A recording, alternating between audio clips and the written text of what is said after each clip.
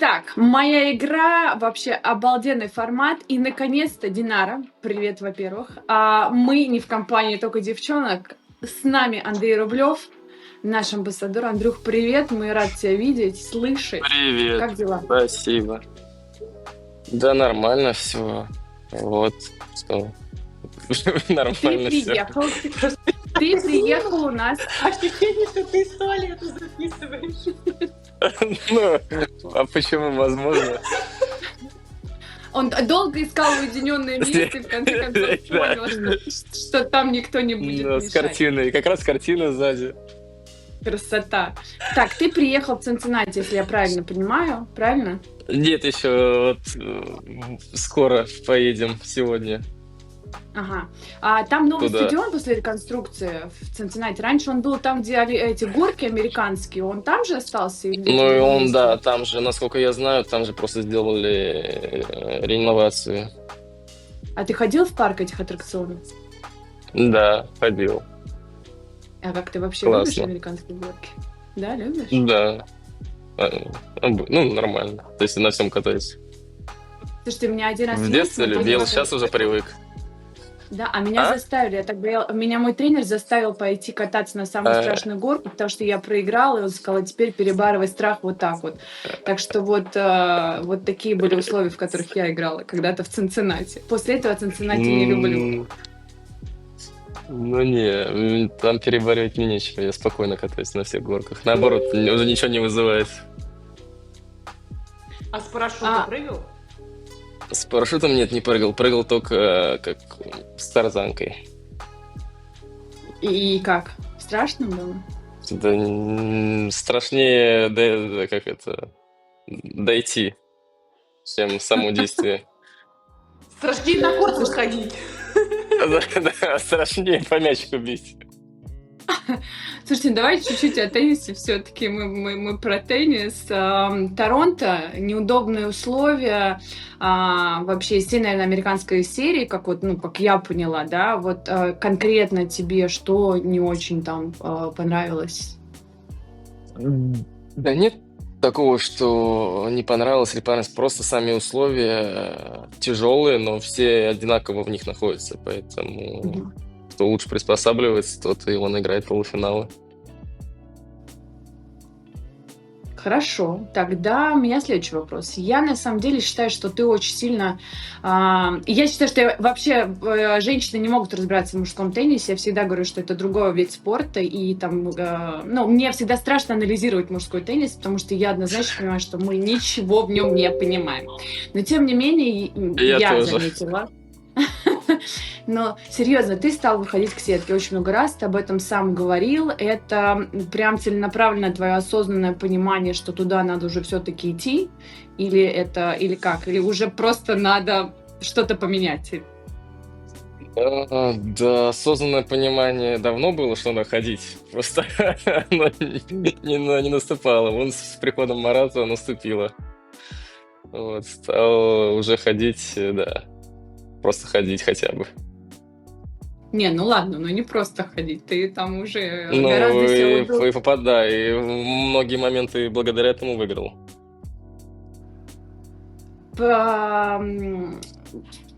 Ты знал, что надо ходить к сетке. Появился Марат. Да. Какие ключевые слова он тебе сказал в твоей жизни? Если там, не знаю, ну вот что прям ключевым явилось? То есть, Динар, ты знаешь ответ на этот вопрос, поэтому или Дословно, что? как он расскажет. Вот, Динара может сказать дословно, как это Я тут звучало. не буду ничего говорить. У меня все, Э, что как бы в кругу семьи, это в кругу семьи. Я молчу. Так, Ну, блин, ну нет, ты меня щас- хорошо, тогда скажу, что облегченный формат либо делаешь, либо не делаешь.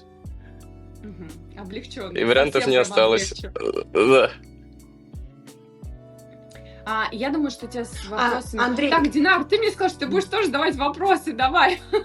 Вот я, знаешь, честно, я просто сегодня, пока ехала, хотела такой вопрос задать. Мне просто всегда он тоже интересен. Ну, многие через него проходили, как Настя, я. Вот тот момент, когда ты понял, что, допустим, игра вот эта там справа-слева, она уже больше как бы, ну, немножко таким языком скажу, не катит, да, и ты понял, что это все не про удар слева, а больше психология. И что для тебя, когда ты пришло это осознание, что тебе нужно вот действительно, ну, это уже совсем другое. И ожидал ли ты вообще такого? Ожидал ли что конкретно такого? Что все от психологии? Что это все психология, что не про удар справа-слева, не про сколько ты часов стоишь на корте, как бы отрабатываешь, а ты понимаешь, что все это настолько внутри, вот как ты сам говоришь про выходы к сетке, это все в тебе внутри, это не то, Ну, что там такое да. новое, но психологически себя перебороть. Вот когда ты понял, что все, это не про тренировки, не про справа-слева, не про подачу, а про именно психологически начать себя вот перебарывать. Да, всегда знал, что это психологически. Просто одно дело знать, другое дело делать. А как делать, то не было понимания, как делать. Вот. А если говорить про удары справа, слева, то стал тренировать другие вещи, когда понял, что не существует идеальности или перфекционизма. Потому что мне казалось, все сейчас, вот я сейчас натренируюсь сначала справа, слева, прям что это будет вообще такого уровня удары, и как раз постепенно буду другое тренировать. А когда я понял, что этого не существует, то тогда стал тренировать другое. Уже, Уже другое. не знаю, нормально ответил я или нет. Нет, мне нравится, ты когда отвечаешь, мне кажется, ты очень взвешиваешь, да, свои слова, прежде чем ответить. Очень долго думаешь и отвечаешь, да? Нет, это ты всегда был таким, или тебя как-то вот, ну, в принципе, на коте же надо быстро принимать решения. То есть ты же быстро там как-то, ну, решаешь, что тебе делать, а в жизни ты другой, я так понимаю. На корте, наоборот, чем меньше думаешь, тем лучше. Когда ты просто как это делаешь и делаешь свое дело, которое нужно. И оно лучше всего тогда получается. Когда начинаешь думать, как лучше там сейчас сделать или так, то сразу опять начинается какое-то ожидание, неожидание. Вот. А когда вот получается вот словить этот момент, что просто я делаю свое дело, нужно ходить к сетке, значит, хожу к сетке, нужно играть там агрессивно, играю агрессивно, нужно терпеть, значит, терплю, и ты вот попадаешь вот в этот какой-то вакуум, когда эмоции тебя не захлестывают, вот тогда лучше всего получается. И решения тогда самые верные получаются, и все тогда. Оно как-то само складывается. Ты не часто обращаешь можно внимание такой на какие-то... Давай. Да, давай, Динар, давай. Ну, смотри, помимо того, что как бы, Марат мой брат, я его немножко знаю по-другому. А вот как бы ты характеризовал вот Марат, какой он как тренер? Со мной он очень, как это, держит дистанцию.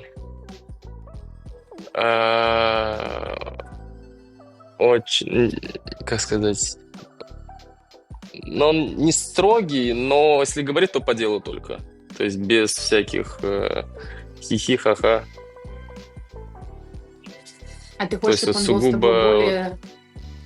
Нет, я ничего не хочу. Я просто как Динара спросила, какой он, я отвечаю. Мне наоборот, как Марату комфортнее, мне только зашибись. Мне нравится наш диалог, вот как это, без Очень многословно. Все как есть. Ты не сильно обращаешь внимание на вещи, которые происходят во время турнира? Там кто-то пожаловался на мячи, кто-то на раннее начало матчей, кто-то еще на что-то. В последнее время достаточно много жалоб. Просто я не очень помню, чтобы от тебя мы слышали что-то, или я не помню. Ну вот, учусь не жаловаться. Ну, да, учусь не жаловаться. Все равно во сколько матч начинается? Как толку от этого? Не, когда матч начинается, все равно, понятное дело, там есть какие-то приоритеты, которые ты хотел бы, там, условно, играть всегда на центральном корте, чтобы там и не жарко, и солнце не мешало, и так далее, и так далее. Но все остальное уже это часть спорта. Бывает, что очень поздно идешь играть, бывает, что идешь играть в безумный ветер, бывает, рано идешь играть. То есть это уже не от тебя зависит и уж точно никак не зависит на результат. Поэтому это часть спорта, и всегда придется играть время, которое тебе нравится, время, которое тебе не нравится, корты, которые тебе нравятся, которые не нравятся, и поэтому смысл об этом постоянно говорить. В своем недавнем идеальное интервью... время для Рублева. Сейчас, извини. А? Идеально? Идеальное время для Андрея Рублева. Да, наверное, наоборот, первым матчем не надо ждать. Ты знаешь, что во сколько ты играешь. Если ты выиграл, у тебя еще весь день впереди. Вообще шикарно. А если проиграл, также весь день свалить есть. В своем Поэтому, наоборот, недавнем идеально. в Торонто ты сказал, как правило, тебе никто никому не... как правило, тебя никто ничему не учит, ты сам себе помощник. Сколько бы тренеров ты не сменил, играть будешь ты. Ну, и да, и да, и нет. Да, вопрос хорошо, давай, извини. Расшифруй. В чем конкретные Расшифруй, задачи но твоего тренера?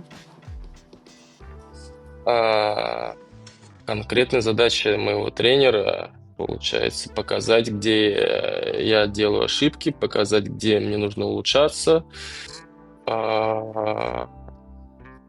Ну и, соответственно, работать над этим совместно. А уже мое дело это все выполнять. От того, что я буду...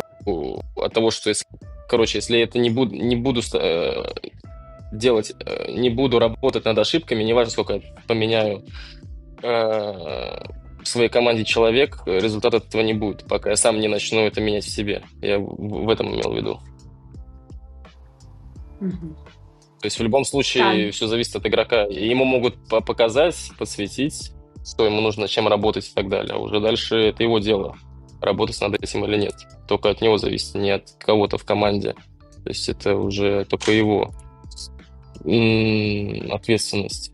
То есть подохрена игроков, они любят говорить, что не тот тренер, не так учат или еще чего-то. Так, Динар. Я еще, знаешь, это мы такой же вопрос задали Насте Павлюченко, просто интересно, да, как это было вот между вами. Вот ты говоришь, что прямолинейность, да, вот чтобы тренер, он должен там... Тот момент, который был с Иванишевичем, вот и с Циципасом, ты считаешь, что это было вот это высказывание корректное, вот как сказать в интервью Какое игрокам? именно? Я очень далек. Считаешь... Я очень далек.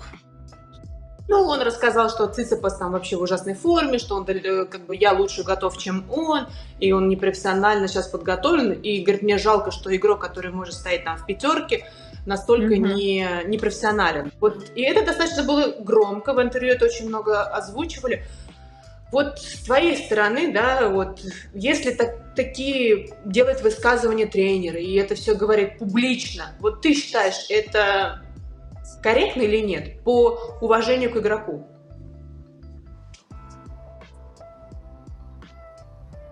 Вообще ничего не считаю, честно. Настолько... Я такой... А? Что? Я так долго задавала вопрос, а ты говоришь, вообще ничего. Ну, потому что мне столько нужно... Зачем следить за собой, что исправлять, что улучшать, что там, условно, менять и работать, что еще следить, что говорят там или сказали другие, или оценивать тем более. Как я вообще могу оценить, когда я сам творю глупости намного хуже в плане какого-то поведения, высказываний или поступков, поэтому точно не мне говорить, правильно ли поступает человек, который выигрывал большие шлема, добился всего в теннисе. Это и только его право. То есть точно не мне говорить. Тогда вернемся в действующий тур ATP. Кто твой самый нелюбимый соперник? Самый нелюбимый? Да, наверное, нет нелюбимых. Есть, наверное, больше...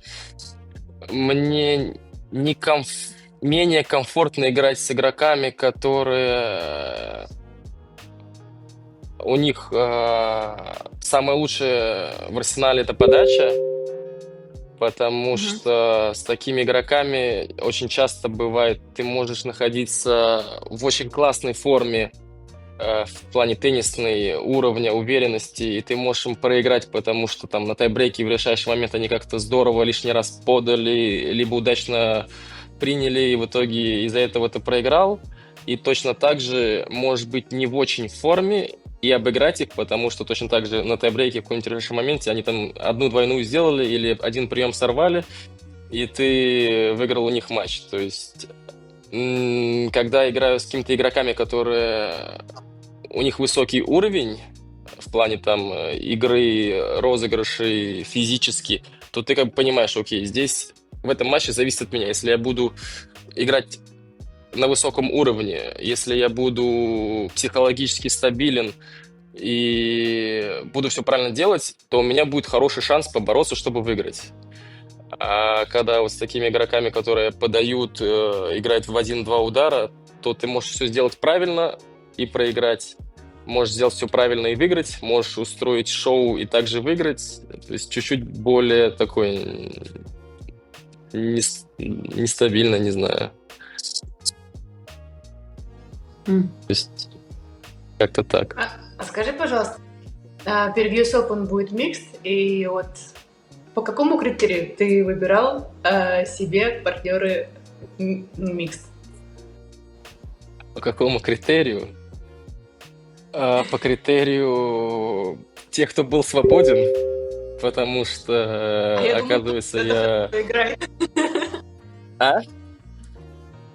Оказывается, Кто что? с лета хорошо играет? Не, ну, понятное дело, ты... Во-первых, мне кажется, я не попал в микс. Точнее, вот мы ждем, дадут карту или нет. И я думаю, что карту не дадут. Но да, выбирал по критерию, по рейтингу, кто был свободный. Потому что все, оказывается, очень быстро нашли себе пару. А я спохватился немного об этом поздно. Вот, и вот я спросил Каролин, потому что мы с ней играли микс на выставочном турнире, и она играла очень хорошо. И я спросил, не хотела бы она сыграть микс на US Open. Она сказала, да, можем, но как бы по рейтингу мы не выпадаем, поэтому без микса, скорее всего. А тебе вообще нравится Кто-нибудь играть еще микс? писал? А? Сначала, нравится ли тебе играть микс, а потом, кто тебе еще писал про микс? Нравится ли мне играть микс? Да, как я могу сказать, не нравится, когда благодаря миксту и Насте Павлюченковой у меня есть звание олимпийского чемпиона, поэтому как я могу... Микс, походу, со мной уже будет всегда благодаря Насте, поэтому как я могу говорить нет? Вот. А кто предлагал? Да на самом деле особо никто. Мама моя мне писала, что Шнайдер спрашивала, но на тот момент я уже договорился. Вот. Поэтому Мгм. все скучно. А, Слушайте, ну давайте мы столько про Марата говорили, и я задам этот вопрос, чтобы уже закрыть Да. эту тему, может, где мы увидим Марата еще в боксе?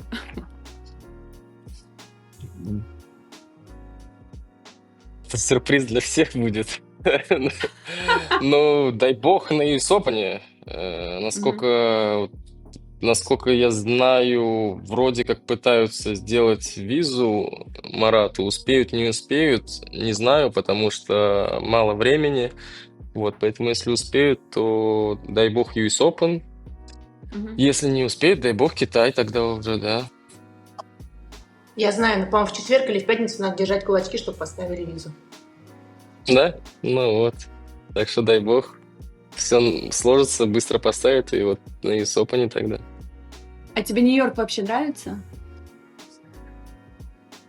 Город или турнир? Ну, Или то и то? наверное, все вместе, наверное. Ну, раз в год классно прилетать, так на 2,5 недели раз в год, да. постоянной основе, наверное, тяжело бы там было находиться. А, Да скучно я знаешь, больше, мы может тут... быть. Я не знаю, что еще Нет, спросить. знаешь, из-за того, что интернет немножко Я хотела подвисает, один я вопрос просто... задать, но не знаю, если он Да корректный. задавай. Да Давай, задавай мы любой вырежем, вопрос. если что. Да даже если некорректный, можно не Я думала, вырезать. но если Марат приедет, а тебе вообще интересно было бы, чтобы Марат тебе показал немножко другой Нью-Йорк? Да, конечно. Мне наоборот очень было бы интересно. Мне вообще интересно, когда мне Марат что-либо показывает. Просто я очень, как, наверное, очень бережно отношусь к его пространству и свободе, что я вообще лишний раз не только если по делу. Сейчас Не я знаю, задам потому что я вопрос знаю, что Динаре. А брал что такое машину. другой Нью-Йорк? Я тоже хочу теперь посмотреть другой Нью-Йорк после твоего вопроса. Ну, на самом деле, очень много друзей в Нью-Йорке, это я знаю. Он знает очень много как бы интересных закрытых мест. И просто вот, ну, как бы, правда, мы все знаем Нью-Йорк, там, Пятая авеню, это шопинг. А именно вот почувствовать запах города и вкус города совсем вот через какие-то маленькие такие комьюнити, кто дружит, там, ну, окей, та же самая там тусовки, ночная жизнь после турнира, ну, просто хотя бы, ну, поэтому я говорю, другой Нью-Йорк. Вот. Ну, только за конечно, это хотела бы. спасибо. Да вот даже не важно, я же говорю, не важно даже Нью-Йорк, а просто, когда Марат что-либо показывает или рассказывает, всегда наоборот, это безумно интересно. Так съезди с ним на рыбалку, он ездил на рыбалку, он брал машину, он ездил по всей Америке. Да я думаю, если он сам съездит на рыбалку, он перестанет на рыбалку А ты больше спроси ездить. сначала у него. А где он на рыбалку ездил? Ой, у него, когда была травма кисти, я помню, он был в гипсе. Ему что-то сказали ждать, и он, я не помню, я помню, что с Денисом Голованом они взяли машину в аренду и просто поехали. Вот в каком городе были, я не знаю, но знаю, что ездили. Ну, сейчас, когда Марат, если что, приедет, ты говоришь: Марат, значит так, я-то знаю, что ты ездил на рыбалку, так что я готов Да, после конечно. турнира. Как будет подходить твоя подготовка к US Open? Ну, получается, сейчас Цинциннати турнир. Вот. А? С ночной жизни. Ну, с ночной жизнью, да. Получается, Цинциннати. Потом приезжаем в Нью-Йорк, и там, да, с ночной жизнью вперемешку с уже какими-то определенными тренировками, потому что будет неделя подготовиться, то есть можно будет чуть-чуть более такую сделать, опять, не тренировки, не чтобы просто держать форму и не уставать, а именно чтобы чуть-чуть поднагрузиться, ОФП пару дней поделать, какие-то разные корзинки, не корзинки, то есть чуть-чуть такой мини-блок в пару дней сделать. Мгм. А где ты обычно живешь на US Open? Или это каждый раз разные места? Манхэттен, разные места, да, в зависимости, как Мгм. договорятся об отеле, но обычно это Манхэттен. Я вот не очень поняла очки брендовые Ra Optic, или я сейчас не права? Да, Щас- да, все Да? правильно, да. Да. Это сейчас, наверное, задам вопрос, который не совсем знаю вообще о чем, но тем не менее я его Да. задам. Они помогают тебе? Удобны ли они? Они удобные. Понятное дело, здесь во что ты веришь, опять же.